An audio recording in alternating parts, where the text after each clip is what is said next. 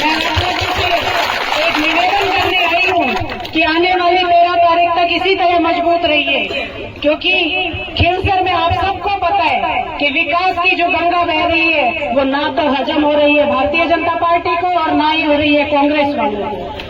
क्योंकि आसपास जो भी विधानसभा क्षेत्र अपने उठा के देखेंगे हम, तो जहां बीजेपी का विधायक है वहां भी काम कम हो रहे हैं और चाहे कांग्रेस का विधायक है वहां भी काम कम हो रहे हैं। मैं आपको इतना ही विश्वास दिलाने आई हूँ कि राष्ट्रीय लोकतांत्रिक पार्टी ने जिस तरह आपकी सेवा की है, रात और दिन बिना देखे आपके बीच में हमेशा रहे हैं, वैसे ही आगे भी हमेशा आपके बीच में खड़े रहेंगे। क्योंकि आज तो आपको पार्टियों के नए नए मंत्री आपके बीच में लाके छोड़े जाएंगे, और लेकिन 13 तारीख के बाद आपको ना तो मंत्री जी दिखाई देंगे और ना ही उनके साथ घूमने वालों का जुमला दिखाई देगा। मैं आपको इतना विश्वास दिलाती हूँ कि ये जो पूरी टीम बैठी है, जिसमें आरएलपी के सदस्य आप भी हैं, तो उनमें से कोई भी आपको किसी को भी आप दौड़ाने दे सकते हो, और आप खुद भी 24 घंटे हमारे घर के दरवाजे 36 कौम के लिए खुले हैं। आज तक नेताजी ने कभी ये नहीं पूछा कि आप कौन सी जाति के हो, कौन से धर्म के हो, आपने कभी हमें वोट दिया है या नहीं दिया। मैं कई बार पूछती थी इनसे कि सर आप इनका काम कर रहे हो, क्या आपको पता है इन्होंने आपको वोट दिया था? तो एक ही बात मुझे कही थी कि आज नहीं दिया लेकिन कल तो देंगे। ये भी एक दिन जानेंगे कि हम लोगों का विकास कौन करवा रहा है, कौन 36 कौम को साथ लेके चल रहा है। मैं आप लोगों को इतना ही विश्वास दिला रही हूँ, हमारे घर में कभी भेदभाव नहीं हुआ, चाहे वो MP साहब ने इतने साल काम किया हो, चाहे वो नारायण जी ने किया हो।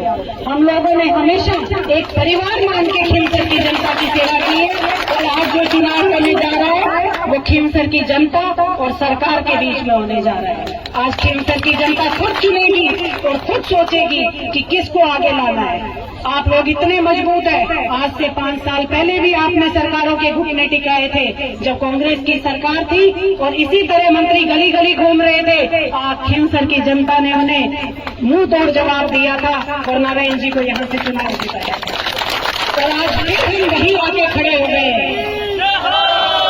इस बार बीजेपी वाले एक और कह रहे हैं कि फलानी जाति मांगी है, फलानी जाति मांगी है। जातियों में मत बांटना मेरे भाइयों। मैं इतना ही कहूंगी कि आज जातियों में बांटेंगे, कल अगर आपको संघर्ष में जरूरत पड़ेगी उस दिन आपका भाई आपके बीच में आके खड़ा होगा।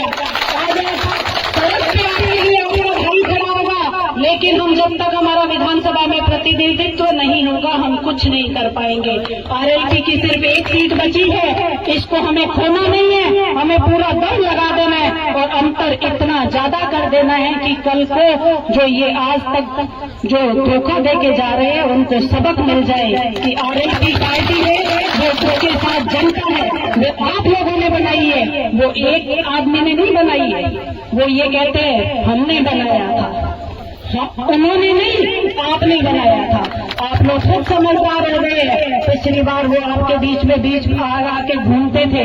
रोने से राज नहीं मिलता, राज लेने के लिए लड़ाई लड़नी पड़ती है, संघर्ष करना पड़ता है। आपके यहाँ सामने आके रोएंगे, गिड़गिड़ाएंगे कि मारी। उधर तो सड़क में सबके सामने जाके ये बोलते हैं कि जमीन बिक जाएगी। अगर जमीन बिकती हुई तो चुनाव लड़न को कौन किया भाई? आप प्रधान थे, हम लोगों पे आरोप लगाया जा रहा है कि खुद MP है और लुगाई MLA बना रहे हैं। तो MLA ये नहीं बना रहे हैं, आप जनता बना रहे हैं। और मैं इतना ही कहूंगी कि आप लोग सब समझदार हो गए हैं कि प्रधान अगर है तो वो आज की तारीख में आरएलपी पार्टी से प्रधान है। आप उनसे पूछिए कि क्यों उन्होंने इस्तीफा नहीं दिया। आप लोगों को बदला रहे हैं, दोनों हाथ में लड्डू रखना चाहते हैं, प्रधान बन के भ्रष्टाचार फैला दिया चारों तरफ। उनसे पूछिए